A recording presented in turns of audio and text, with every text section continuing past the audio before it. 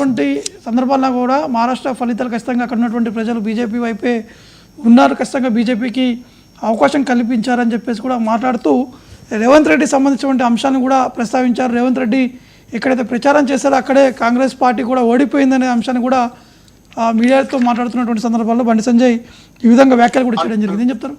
అంటే మీరు రేవంత్ రెడ్డి పోవడం 100% మహారాష్ట్రలో మైనస్ అయింది.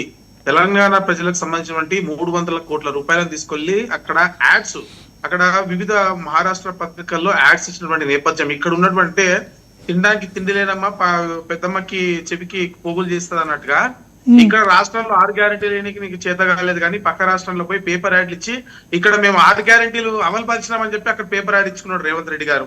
మరి ఇటువంటి మోసపూరితమైనటువంటి ప్రకటనలు చేసినప్పుడు మహారాష్ట్ర ప్రజలు ఈ మోసాన్ని గ్రహించారు, చెప్పుతో కొట్టిరు, వాళ్ళని ముఖం మీద కొట్టిరు. బేసికలీ అంటే ఈ రోజు ఎంత కాంగ్రెస్ పార్టీ ఎన్ని రకాల దుష్ప్రచారాలు చేయాలనుకున్నప్పటికీ కూడా భారతీయ జనతా పార్టీ కూటమికే మహారాష్ట్ర ప్రజలు ఈ రోజు నిజంగా నిజాయితీగా వారి వైపు నిలబడ్డారు, వారికి అండగా నిలబడ్డారు.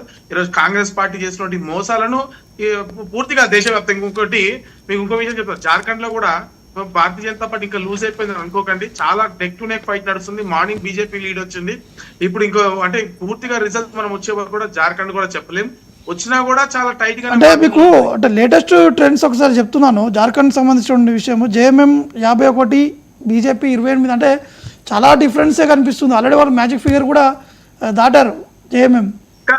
జార్ఖండ్ లో ఉన్న సీట్లేనండి 81, అంతే కదా, కావాల్సినవన్నీ 41. అవును, అంతే కదా. బీజేపీకి మీరు చెప్పిన లెక్క ప్రకారం కూడా ఈ రోజు కూడా దాదాపు 28-30 ఉన్నాయి, కావాల్సిన 10 సీట్లే కదా. అంటే ఏదైనా జరగవచ్చు. కూటమి ఎప్పుడు కలిసి ఉంటుందో తెలియదు, ఎన్ని రోజులు ఉంటుందో తెలియదు. అవినీతి బంధంతో పంపకాల్లో ఏర్పడినటువంటి కూటమి అది. అటువంటి కూటమితో అంటే ఆ రాష్ట్ర ప్రభుత్వం ఎన్ని రోజులు మనగడ సాగిస్తే అసలు వస్తుందో లేదో ఇంకా తెలియదు. ఇంకా టైం చాలా ఉంది కాబట్టి చూద్దాం, వెయిట్ చేద్దాం. నెక్ నెక్ ఫైట్ కింద చూడాలి మనం దాన్ని. సో ఇక్కడ ఇప్పుడు మహారాష్ట్రలో చూసుకుంటే చాలా క్లియర్ స్వీపింగ్ ఉంది బేసికలీ, కానీ జార్ఖండ్ లో చూసుకుంటే మీకు క్లియర్ స్వీపింగ్ లేదు, చాలా నెక్ టు నెక్కే. ఒక్క 5 సీట్లు అటు అయినా కూడా పెద్ద చాలా సంచలనాలు జరిగేటువంటి అవకాశమే ఉంటుంది మీకు జార్ఖండ్ లో. కాబట్టి అదేం క్లియర్ విక్టరీ అని మనం అనుకోక్కర్లేదు.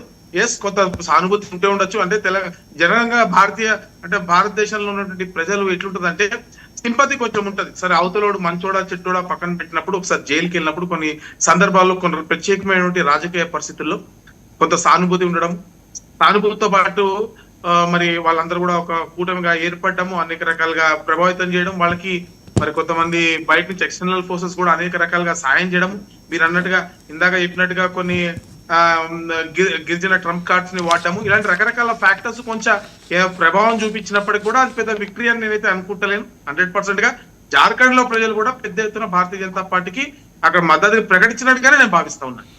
రామంగా అంటే ముఖ్యంగా జార్ఖండ్